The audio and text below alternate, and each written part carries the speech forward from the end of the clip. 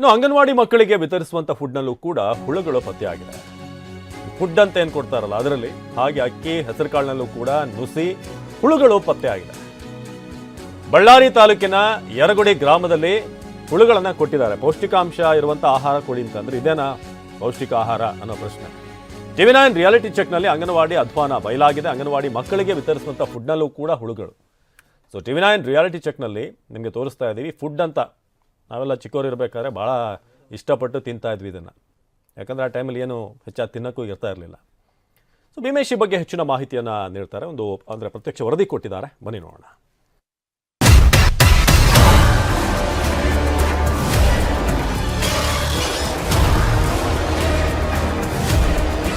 ಸರ್ಕಾರಿ ಕನ್ನಡ ಶಾಲೆಗಳಲ್ಲಿ ಮಧ್ಯಾಹ್ನದ ಬಿಸಿ ಊಟದಲ್ಲಿ ಏನು ಹುಳುಗಳು ಪತ್ತೆಯಾಗಿದ್ದು, ಅದೇ ರೀತಿ ಈಗ ಅಂಗನವಾಡಿ ಕೇಂದ್ರದಲ್ಲಿ ಕೂಡ ಫುಡ್ಗಳಲ್ಲಿ ನುಸಿಗಳು ಮತ್ತು ಹುಳುಗಳು ಕಾಣಿಸ್ಕೊಂಡಿರುವಂಥದ್ದು. ನಾವೀಗ ಬಳ್ಳಾರಿ ತಾಲೂಕಿನ ಹೊಸ ಯರಗುಡಿ ಗ್ರಾಮದಲ್ಲಿರ್ತಕ್ಕಂಥ ಒಂದು ಅಂಗನವಾಡಿ ಕೇಂದ್ರದಲ್ಲಿ ತಾವು ಗಮನಿಸ್ಬೋದು. ಇಲ್ಲಿ ಮಕ್ಕಳಿಗೆ ಫುಡ್ಡನ್ನು ವಿತರಣೆ ಮಾಡ್ತಾರೆ, ಜೊತೆಗೆ ಅನ್ನವನ್ನು ವಿತರಣೆ ಮಾಡ್ತಾರೆ.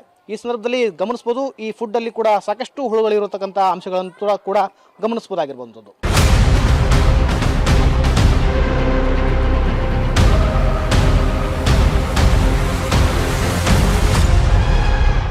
ಸರ್ಕಾರ ಕೋಟ್ಯಾಂತರ ರೂಪಾಯಿ ಖರ್ಚು ಮಾಡ್ತೀವಿ ಮಕ್ಕಳಿಗಾಗಿ ಅಂತ ಹೇಳುತ್ತೆ.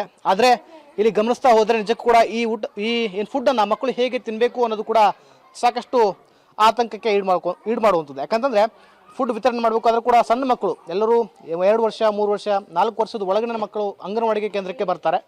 ಇಂಥ ಸಂದರ್ಭದಲ್ಲಿ ಇಂಥ ಫುಡ್ಡನ್ನು ಇಲ್ಲಿ ವಿತರಣೆ ಮಾಡಲಾಗ್ತಾ ಇದೆ.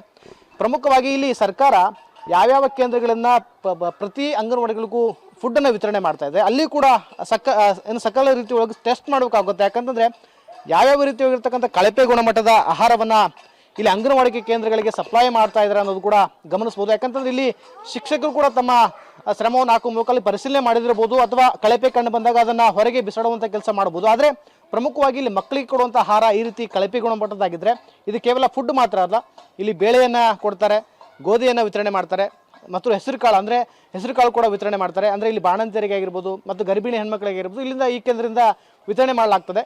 ಹೀಗಾಗಿ ಸರ್ಕಾರ ಕೂಡಲೇ ಎಚ್ಚೆತ್ತುಕೊಳ್ಬೇಕಾಗುತ್ತೆ. ಅಂಗನವಾಡಿ ಕೇಂದ್ರಗಳಿಗೆ ಏನು ಫುಡ್ಡನ್ನು ವಿತರಣೆ ಮಾಡಲಾಗ್ತಾ ಇದೆಯಲ್ಲ ಅವೆಲ್ಲವುಗಳನ್ನು ಸಂಪೂರ್ಣವಾಗಿ ಪರಿಶೀಲನೆ ಮಾಡಬೇಕು. ಅದರ ಗುಣಮಟ್ಟವನ್ನು ಪರಿಶೀಲನೆ ಮಾಡುವ ಮೂಲಕವಾಗಿ ವಿತರಣೆ ಮಾಡಬೇಕು. ಅಂದಾಗ ಮಾತ್ರ ಇಲ್ಲಿರತಕ್ಕಂತಹ ಸರ್ಕಾರದ ಏನು ಯೋಜನೆ ಇದೆ ಅದು ಸದುಪಯೋಗ ಮತ್ತು ಮಕ್ಕಳಿಗೆ ಮುಟ್ಟುವಂಥ ಸಾಧ್ಯತೆ ಆಗುತ್ತೆ. ಇಲ್ಲ ಅಂತಂದ್ರೆ ನಿಜಕ್ಕೂ ಕೂಡ ಇದೊಂದು ರೀತಿ ಹುಳುಯುಕ್ತವಾಗಿರ್ತಕ್ಕಂಥ ಊಟವನ್ನು ಮಕ್ಕಳಿಗೆ ವಿತರಣೆ ಮಾಡುವಂಥ ಪರಿಸ್ಥಿತಿ ತಂದೊಡ್ಬೇಕಾಗುತ್ತೆ. ಕ್ಯಾಮರಾ ಪರ್ಸನ್ ಮದನ್ ಜೊತೆ ವಿನಾಯಕ್ ಬಡಿಗ, ಟಿವಿ9 ಬಳ್ಳಾರಿ.